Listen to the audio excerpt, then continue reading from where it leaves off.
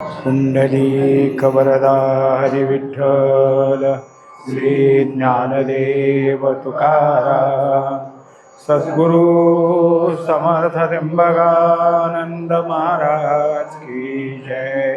माऊली ज्ञानेश्वर महाराज की जय। जगद्गुरु तुकाराम महाराज की जय। श्री गुरुदेव दत्त। ज्ञानेश्वरी अध्याय 9 चालू असलेला 15व्या श्लोकातला 248 ओव्या झालेला हा विषय आहे। शेवटी ज्ञानयज्ञ म्हणजे ज्ञानप्राप्ती झाल्यावर जीवपणा शिल्लक राहत नाही, जीव आणि ब्रह्म यांचं ऐक्य होतं। मग सगळी दृष्टी शुद्ध होते। आता कुठेही भेद राहत नाही, सगळं सम दिसायला लागतं। भूत मात्र हे सगळे त्या ठिकाणी ऐक्याला आलेले असतात। याविषयी आता पुढचं सांगतात। अथवा अनादि हे अनेक, जे आनासारिखे एकाएक आणि नामरूपाधिक तेही विषम। अगोदर कसं होतं, तर पूर्वीपासून हे वेगवेगळे होते आणि त्यांची नामरूप त्यातली जी विषमता होती। पण काही वेळेला असं होतं की अनेक जरी असले तरी एकताच दिसायची। जसं हरणांचा कळप, तिथं हरणं संख्या मोजायला किती पण असेल पण दिसायला सारखेच, हे ते असं काहीच नाही। एकत्र फिरायला लागले तर अगोदर हे पाहिलं होतं का आता पुन्हा पाहतोय ते दुसरे कळायचं सुद्धा नाही, इतकं त्यांचा एकपणा असतो। दिसायला त्यांच्या ठिकाणची विषमता आहे। आणि इकडं जर एक हरणाचा कळप दुसऱ्या एका पशुचा कळप म्हणलं तर नामरूपही वेगवेगळी दिसतील। हे सगळं विषया त्यांच्या त्यांच्या काय आहे, विषमतेतून। म्हणजे हा पशु तो पशु तो पशु, वास्तविक पशु म्हणून सजातीयच, पण भेद तर दिसत असतो। पण तरी आपण ह्या सगळ्याला हरण, याला काय आहे लांडगे, याला दुसऱ्याला काय अजून त्याचा कळप असेल तसा हा त्याचा कळप असं म्हणत राहतो। म्हणून विश्व भिन्न परी न भेदे तयाचे ज्ञान, जैसे अवयव तरी आन आन परी एकेच देहीचे। आता त्यामुळं काय झालं तर विश्वाच्या ठिकाणी भिन्नता आली। कारण शेवटी पशु आणि मनुष्य हे दोन वेगळेच, हे झाले विजातीय। दुसऱ्या काही पक्षी आणि पशु हे विजातीय, सरपटणारे प्राणी आणि इतर काही विजातीय, जलचर आणि बाकीचे हे सगळं वेगवेगळं आहे। पण ज्ञानाच्या दृष्टीनं भेद राहिलेला नाही। ज्ञानाच्या दृष्टीने सगळं काय आहे, ऐक्य झालेलं आहे।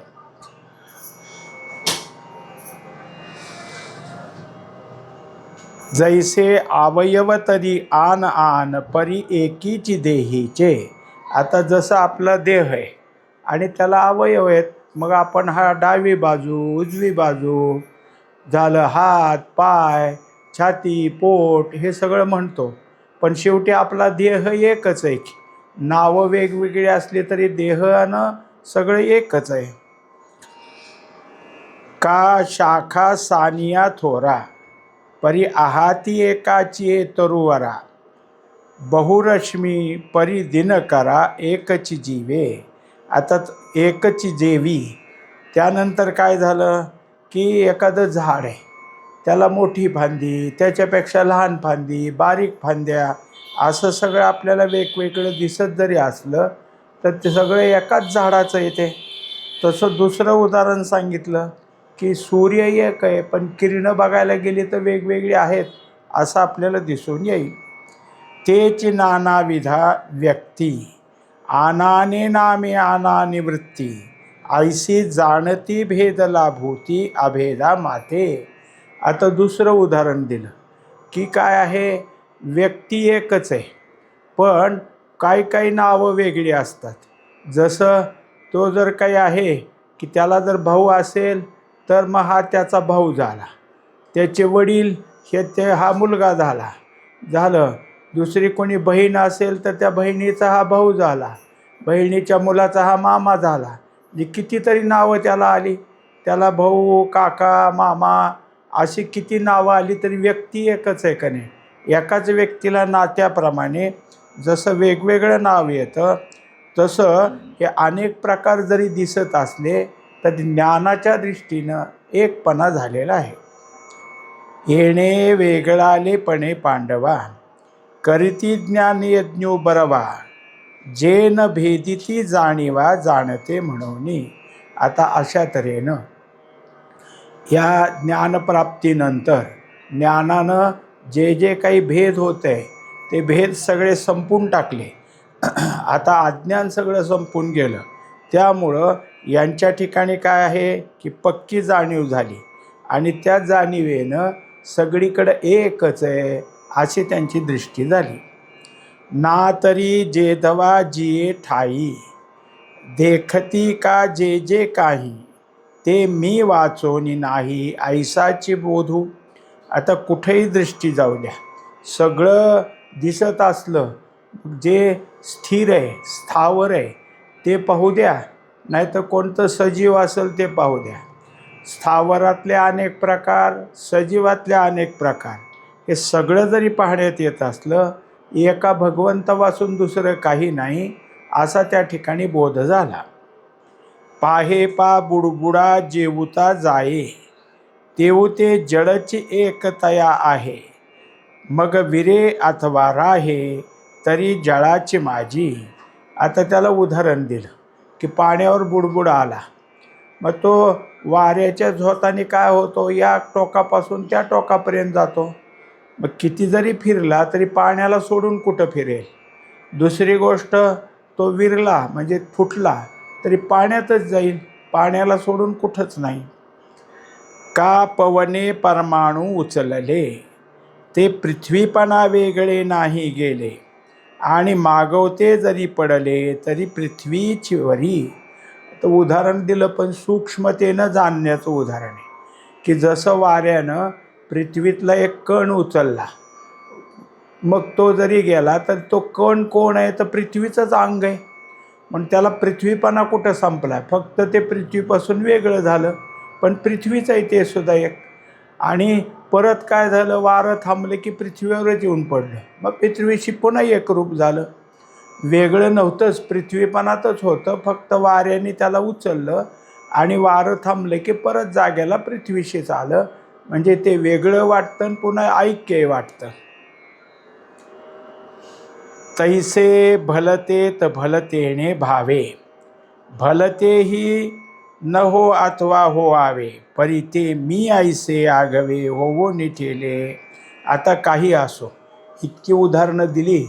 आता त्यानंतर सारासार विचाराचं एक उदाहरण आलं की भलतं काही असो, भलतं म्हणजे तुम्ही ज्याची ज्याची आता उदाहरणं काढाल यासारखी, त्यातलं काही असो, ते सगळे जरी दिसत असले तरी सगळं माझं स्वरूप आहे, मीच आघवे, मीच आहे असं त्या ठिकाणी काय आहे, ज्ञान त्यांचं झालेलं आहे. अगा हे जेवढी माझी व्याप्ती, तेवढीच तयाची प्रतीती, ऐसे बहुदाकारी वर्तती बहुच होऊनी. ही पाठांतराची ओवी. आता दाखवलं की जेवढी माझी व्याप्ती, जेवढा मी सर्व व्यापक आहे, तेवढीच तयाची प्रतीती. आता त्याचा अनुभवसुद्धा कसा झाला, मी जितका व्यापक आहे तेवढा झाला. त्यामुळं किती जरी बहुदाकारी म्हणजे अनेक प्रकारानं जरी दिसत असलं, अनुभव ऐक्याचा आहे ना, त्यामुळं दिसत असलेलं बहु हे सगळं एकच आहे अशी तिथं जाणीव होते, असं तिथलं ज्ञान होतं. हे भानुबिंब आवडे तया, सन्मुख जैसे धनंजया, तैसा ते विश्वाया समोर सदा.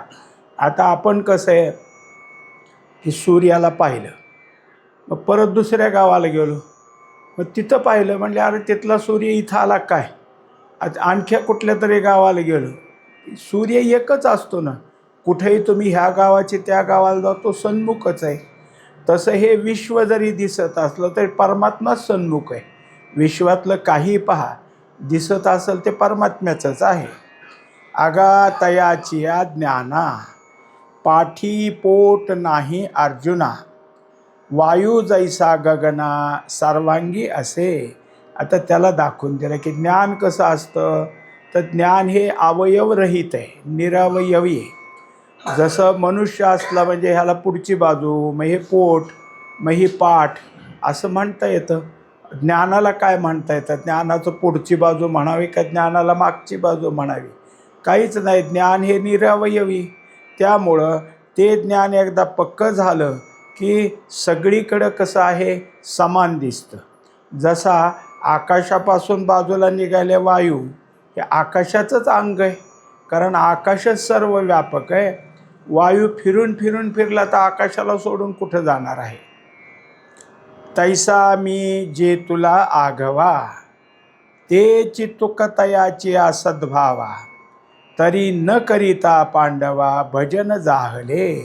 आता सगळीकडं मीच जर आहे असं त्याच्या ठिकाणी पक्क झाले, म्हणजे त्याच्या ठिकाणचं आता समानता झाली. तुक म्हणजे मोजणी कशाची, तर तोलमाप जे असतं तसं ऐक्यच आहे. दोन्ही पारडी सारखी झाली म्हणजे माप सारखं झालं. तसं त्याच्या ठिकाणी माझ्याबद्दलचा सद्भाव झाला. मुळात परमात्मा सत्स्वरूप आहे आणि सत्स्वरूप आत्तापर्यंत आपण कुठं देत होतो, तर अनेक प्रकारच्या दिसत असलेल्या वस्तू पदार्थाला. आता सगळेच वस्तू पदार्थ परमात्मा स्वरूप आहेत, म्हणून सद्भाव हा पक्का झाला आणि त्याच्याजवळ काय आहे की सगळी परिपूर्णता झाली. मग तो जो काही आता सगळीकडं पाहतो, अजून काय कोणाशी व्यवहार करत असेल, देणं घेणं काही जरी झालं तर मला सोडून नाही ना. म्हणून हे एक भजनच आहे. त्याची जी जी क्रिया असेल ती क्रिया अथवा स्थिरता किंवा इंद्रियानं कोणत्याही प्रकारचा ज्यांचा त्यांचा धर्म आहे त्याप्रमाणे केलं तरी मला सोडून काहीच नाही. म्हणून हे त्याचं भजन आहे. एरवी तरी सकळ मीच आहे, तरी कवणिके उपासिला नोहे, येथ एके जाणनेरवीन ठाये अप्राप्तासी. आता सगळी गोष्ट खरी, त्याची जेवढी आता क्रिया होती ती माझीच उपासना होती.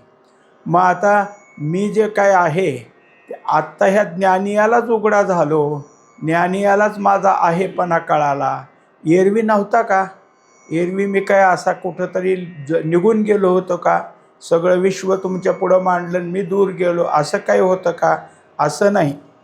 मी होतो तेच होतो, पण जाणणे वीण, मला जाणणारे नव्हते आणि त्यामुळं त्यांना मी अप्राप्त होतो. आता हे जे काही ज्ञानी आहेत ते इथंच असणाऱ्या मला प्राप्त करून घेतलं आणि जे मला जाणत नाहीत त्यांना मी प्राप्त नाही, अप्राप्त आहे. परिते असो येणे उचिते, ज्ञानयज्ञे यजित सांते, उपासिती माते ते सांगितले. आता काय आपला विषय काय चालला होता? ज्ञानयज्ञाचा. ज्ञानयज्ञ कोणाबद्दल चालला? तर महात्मे आपल्या आपल्या पद्धतीनं कशी माझी उपासना करतात असा हा विषय होता. त्यामध्ये कधी कीर्तन सांगितलं, कधी नामघोष सांगितला, कधी अंतराभ्यास सांगितला आणि मग हे ज्ञानयज्ञ सांगितला. हे सगळे जे काय आहेत ते सगळे माझी उपासना करणारेच आहेत. कोण? हे सगळे महात्मेच आहेत. पण ज्यांनी त्याने आपली आपली एक भजनाची पद्धत, भक्तीची पद्धत अनुसरली आणि त्या पद्धतीनं माझं भजन करत असतात. अखंड सकळ हे सकळामुखी, सहज अर्पता असे मज एकी, की नेण्यासाठी मूर्खी न पाविजेची माते. आता यांच्याजवळ सतत सतत माझंच नाम आहे, माझीच काय असेल ते सर्व गोष्ट आहे. जे ते करतील ते सगळं काय आहे की मलाच अर्पण करतात, माझ्याशिवाय दुसरं काही नाही. त्यामुळं हे सगळं काय आहे की त्यांना प्राप्त झालेले. आता जे मला जाणत नाहीत ते माझ्यापासून दूर आहेत, मला कसं मला ते प्राप्त करून घेतील? म्हणजे जे महात्मे त्यांच्याबद्दल झालं, पण जे जाणतच नाहीत त्यांना मी अजून दूरच आहे, मी त्यांना प्राप्त झालेलो नाही आणि माझ्या आहेपणाचं सुद्धा त्यांना भान नाही.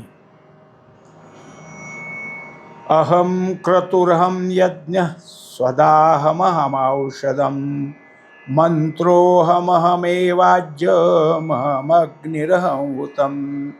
आता हा 16वा श्लोक आहे. या श्लोकामध्ये आत्तापर्यंत जे ज्ञानयज्ञाचं वर्णन झालं त्यासंबंधी पुन्हा एकदा थोडासा विषय त्याच पद्धतीनं मांडला. कारण रूपक काय आहे यज्ञ करण्याचं. यज्ञ रूपकात आणखीन त्याच गोष्टी सांगितल्या. त्याच्यामध्ये 2-3 प्रकार आले. क्रतू हे मीच आहे आणि यज्ञ मीच आहे. क्रतू म्हणजे काय, तर जे वेदांतिक आहे, म्हणजे वेदाला धरून जे काय असतात असे यज्ञ, आणि दुसरे पुराण, म्हणजे त्याच्यामुळं जे वैदिक यज्ञ आहेत आणि जे पौराणिक यज्ञ आहेत. किंवा दुसरा जो असतो तो कसा आहे तर पितृयज्ञ. हे सगळे जसे आहेत त्यातला क्रतू असो, म्हणजे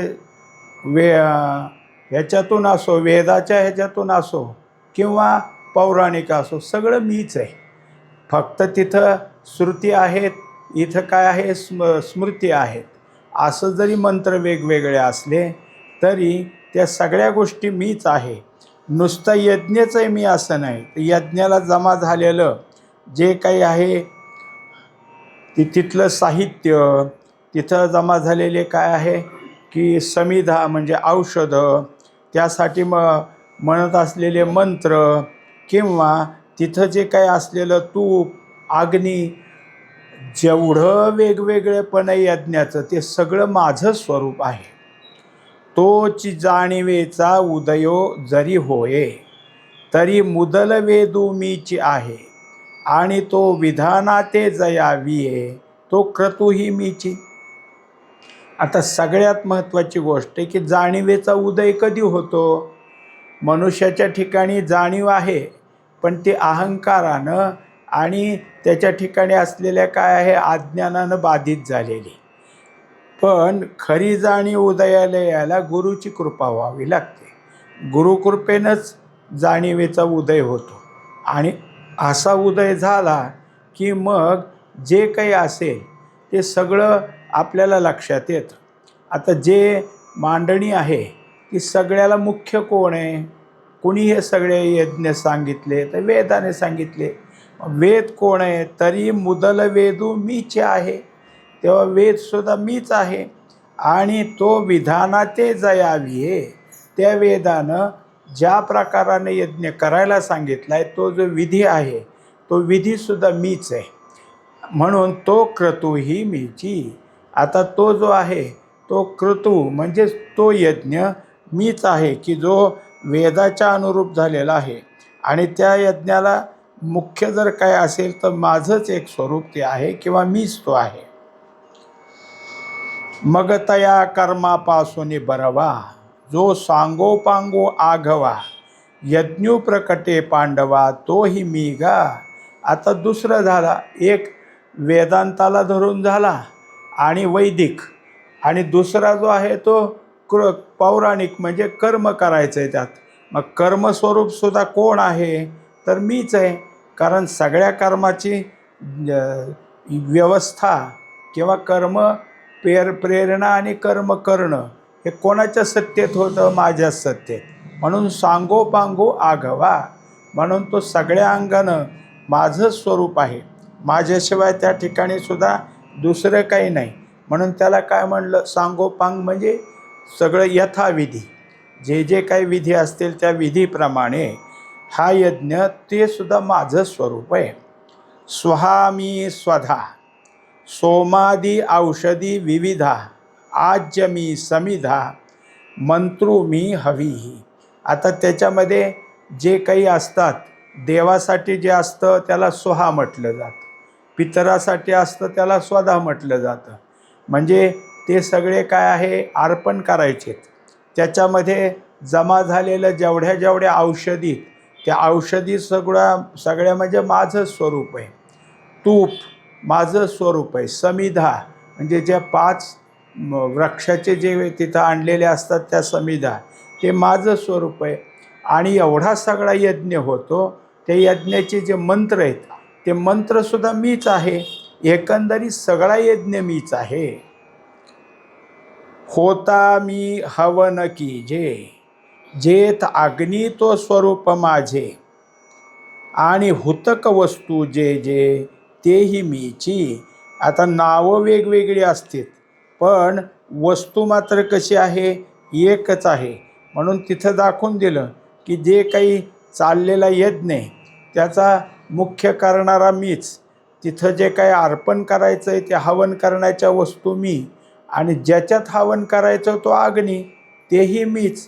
त्यामुळं जेवढ्या काही अग्नीत संपणाऱ्या वस्तू आहेत, तिथं काय आहे समर्पित केलेल्या वस्तू आहेत, ते सगळं माझं स्वरूप आहे. एकंदरीत यज्ञाची नावं, तिथं असणाऱ्या वस्तूंची नावं ही जरी वेगवेगळी असली तर माझ्याशिवाय तिथं दुसरं वेगळं काही नाही. सगळं यज्ञाचं स्वरूप ते सगळं मीच आहे. पिताहमस्य जगतो माता धाता पितामहः, वेद्यं पवित्रमोंकार रुक्साम यजुरेव च. आता त्या सगळ्या गोष्टी झाल्या, तरी हे सगळं जे काही विश्व निर्माण झाले, या विश्वाला निर्मितीसाठी काय लागतं? कोणती गोष्ट असू द्या, मनुष्य असो किंवा पशुपक्षी असो, यांचं निर्माण होण्याकरता त्याला नरमादी लागतंच. नरमादीशिवाय कोणत्याही प्रकारचं काय आहे की सजीवाचा जन्म होत नाही. तसं हे सगळं जन्म होण्याकरता सगळ्याचा पिता मीच आहे. आणि प्रकृती तरी कोण आहे? प्रकृती माझं स्वरूप आहे, म्हणून माताही मीच आहे. आता ह्या सगळ्या पिता माता मी जरी झालो, यांचा सांभाळ कोणी करायचा? म्हणून सांभाळ करणारा धाताही मी हेच आहे. सगळं काही माझं स्वरूप आहे. आणि ह्या सगळ्याला जसा पिता मी, मग माझा कोणापासून जन्म झाला? कारण पिता म्हणल्यानंतर त्याचा बाप असायलाच पाहिजे ना. म्हणजे जो जन्माला आला आहे त्याचे वडील, आणि त्यांचे वडील म्हणजे आजोबा. पण सगळं मीच आहे. आजोबा आहे मी, पिता आहे मी, सगळंच मी आहे. त्यामुळं इथं सगळं जर काही असेल तर माझं स्वरूप आहे. म्हणून जे जे असेल ते सगळं पवित्र असं असणारं मीच आहे. माझ्यामुळंच सगळं पवित्र होतं. एवढंच काय, ऋग्वेद, सामवेद, यजुर्वेद हे सगळे असणारे वेदसुद्धा मीच आहे. पै जयाचेनी अंगसंगे, ये प्रकृतिस्तव अष्टांगे, जन्म पाविजत असे जगे, तो पिता मी गा. आता या सगळ्यांचा पिता मी आहे. पण माझ्यापासूनच हे सगळे जन्माला आले असं नाही, तर प्रकृतिस्तव. मग ही प्रकृती काय करते? तर प्रकृतीच्या ठिकाणी अष्टांग, पंचमहाभूत, मन बुद्धी अहम, हे 3, ह्या सगळ्या मिळून 8ची ही प्रकृती. आणि तिच्यापासून या सगळ्या काय आहे जगताचा जन्म झाला, म्हणून मला पिता म्हणतात. वास्तविक पिता आणि मी, जसं ह्याच्यात सांगतात की स्त्रीराज्य म्हणून होतं, आणि स्त्रीराज्यात जाऊन मारुतीरायानं त्या स्त्रीराज्याच्या पर्वतावर जाऊन भुभुक्कार केला की तिथल्या सगळ्या स्त्रिया गरोदर राहायच्या. म्हणजे मारुतीरायाचं त्यांचा कधीच काही स्पर्श नाही, संबंध नाही, पण फक्त भुभुक्काराचा आवाज आला की गरोदर राहायच्या. आणि त्याच्यात जे जे काही मुलं असतील, मुलगा, ते दुसरा भुभुक्कार ऐकला की ते गर्भातनं गळून जायचं, गर्भ राहायचाच नाही, फक्त मुली जन्माला यायच्या. म्हणून ते सगळं स्त्रीराज्य. आता मारुतीला सगळ्याला पिता म्हणायला लागले. मारुतीमुळं हे बाळ जन्माला आली. मारुती कोण आहे? तर पिता. मारुती म्हणला मी कसा पिता असेल? पण तसं तर व्हायचं. त्याला आज ते जे काय आहे ब्रह्मदेश किंवा म्यानमार, हे त्यावेळेचं काय आहे स्त्री देशच. आजही तिथं स्त्री सत्ताच आहे. एकंदरीत काय आहे की हे सगळं कसं होतं हे सांगायचं आहे आपल्याला. म्हणून पिता मी कसा? तर माझ्या सत्य त्या प्रकृतीने सगळं निर्माण केलं. म्हणून मी त्या ठिकाणी पिता म्हटलं गेलो. अर्धनारी नटेश्वरी, जो पुरुष तोची नारी, तेवी मी चराचरी माता ही होय.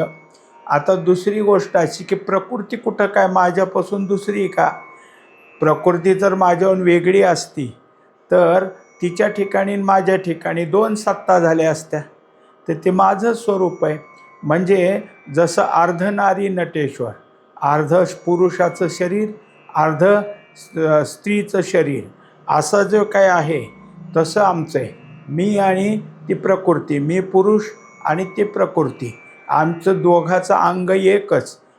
जसं काही अंग आणि छाया जयापरी, दोघाचं अंग आणि सावली जसं एकच असतं तसं आमचं काय नातं आहे. आणि त्यापासून हे सगळं चराचर निर्माण झालं. म्हणून मग ह्याला काय म्हणायचं तर ही जन्माला घालणारी माझी अर्धांगी ही माता. मग मी पिता आणि प्रकृती कोण झाली? माता झालेली आहे. ती तरी कोण आहे तर माझंच दुसरं अंग आहे. आम्ही दोन्ही काय आहे? एकच आहोत. पण अर्धा अंग पुरुषाचं आहे आणि अर्धा अंग प्रकृतीचं आहे. आणि जहाले जग जेत राहे, जेणे जीत वाढत आहे, ते मीची वाचोनी नोहे आन निरुते. आता हे सगळं जन्माला आलं. या सगळ्याला अस्तित्व कुणामुळं? आहेपणा कुणामुळं? तर माझ्यामुळंच. यांना वाढ कुणामुळं? माझ्यामुळं. यांची सगळी स्थिती म्हणजे आयुष्य कुणामुळं? माझ्यामुळं. आणि शेवटी संपले, लयाला गेले तर कुठं जायचे? सगळे माझ्याच ठिकाणी. ये प्रकृती पुरुषे दोन्ही, उपजली जयाच्या अमनमनी, तो पितामह त्रिभुवनी विश्वाचा मी. आता संबंध सांगायला सुरुवात केली की एवढं सगळं करणारा पुरुष कोण आहे तर हा ईश्वर आहे. प्रकृती कोण आहे तर ही माया आहे. मग हे सगळे दोन्ही आहेत हे कोणाच्या आधारावर आहेत ते सांगण्याकरता त्यांनी दाखवले की ज्याच्या ठिकाणी हे जन्माला आले त्याला काही नाही. तो कसा आहे? कर्तुम अकर्तुम अन्यथा कर्तुम. म्हणजे तिथं काही हे सगळं व्हावं अशी कल्पना निर्माण होण्याकरता मन लागतं ना. मनाशिवाय कल्पना कोण करेल? मग ह्याच्या ठिकाणी मनच नाही, अमनमनी. ज्याच्या ठिकाणी मन नाही त्याच्या ठिकाणी, आणि त्याच्या ठिकाणी हे सगळं निर्माण झालं म्हणून तो झाला पितामह. आता हा पितामह कोण आहे तर परमात्मा आहे. परमात्म्याच्या ठिकाणी कोणत्याच प्रकारचा काय संकल्प झाला नाही तरी पुरुष आणि प्रकृती हे दोन पुढं आले आणि त्यांच्यापासून हे सगळं विश्व निर्माण झालं. मग ह्या विश्वाला आईबाप कोण तर प्रकृती पुरुष, यांना वडील कोण तर हा पितामह असणारा परमात्मा. आणि आघविया जाणण्याचिया वाटा, जया गावा येती का सुबटा, जे वेदाची चोहटा वेद्य जे म्हणजे. आता ज्या प्रकारे हे सगळं जिथं निर्माण झालं आणि ज्याने हे जाणण्याचा प्रयत्न केला तो जाणणारा कुठं जाईल तर हे सगळं जे स्वरूप आहे त्या स्वरूपाच्या ठिकाणी. मग ते कोणतं ठिकाण आहे तर जाणीव हे ठिकाणे. म्हणून त्याला काय म्हटलं? वेद्य. वेदानं ज्या ठिकाणी दाखवले ते वेद्य. तिथं जायचं म्हणजे जाणण्याची जी वस्तू आहे तिथं जायचं. आणि तिथं गेल्यावर कळतं की ज्याला जाणायला चाललो आहे आपण ते जाणीव तोच आहे. जेथ नाना मता बुजावणी जाहली, एकमेका शास्त्राची अनोळखी फिटली, चुकली ज्ञाने जेथ मिळो आली, ते पवित्र म्हणजे. एकंदरीत जिथं गेलं असता पुन्हा काही नाही. आता जेवढी शास्त्र आहेत याचं वर्णन करणारी ती सगळी शास्त्र आणि आपली आपली ज्ञान घेऊन बोलणारी शास्त्र, या सगळ्याचं ठिकाण कोणतं असेल तर हा परमात्माचं आहे. म्हणून हे पवित्र स्थान आहे.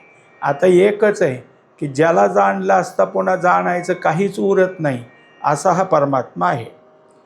पै ब्रह्मबीजा जाहला अंकुरू, घोषध्वनी नादाकारो, तयाचे गा भुवन जो ओंकारो, तोही मी गा. तर हे सगळं निर्माण झालं. पण निर्माण होण्याकरता पहिल्यांदा काय निर्माण झालं तर ओंकार. हे ओंकार काय आहे? बीज आहे. आणि ओंकार कुठून निर्माण झाला तर माझ्याच ठिकाणातून. म्हणून तो जो काही घोषध्वनी ह्या घोष होतो, ज्याचा तो नाद आहे, त्याचं भुवन म्हणजे त्याचं मुख्य स्थान की जिथून हा नाद बाहेर आला तो मीच आहे. जया ओंकाराची एक कुशी अक्षरे होती उ म कारेसी, जिये उपजता वेदेसी उठली तिनी. तेव्हा हा ओंकार म्हणजे कसा बनला आहे तर अकार, उकार आणि मकार हे सगळं कुठून झालं तर ह्याच्यातूनच सगळं वेदाचं निर्मिती झाली. मूळ जो काय आहे तो ओम आहे. त्या ओममध्ये अकार उकार मकार हे तिन्ही आहेत आणि त्यामुळं वेद जागे झाले. म्हणून ऋग यजु सामू हे तिन्ही म्हणे मी आत्माराम. एवण मीच कुलक्रमू शब्द ब्रह्माचा एकंदरीत माझ्यापासून ओम, ओमपासून वेद, वेदातले ऋग्वेद यजुर्वेद सामवेद हे सगळं मीच आहे आणि माझ्याचमुळे हे सगळं निर्माण झालं. असा हा कुळाचा क्रम सगळा जर काही असेल तर सुरू झाला आणि तिथून हे वेदरूपी शब्द ब्रह्म त्याचाही या ठिकाणी जन्म झाला. पुंडलीक वरदा हरी विठ्ठल श्री ज्ञानदेव तुकाराम सद्गुरु समर्थ त्र्यंबकानंद महाराज की जय. माऊली ज्ञानेश्वर महाराज की जय. जगद्गुरु तुकाराम महाराज की जय. श्री गुरुदेव दत्त.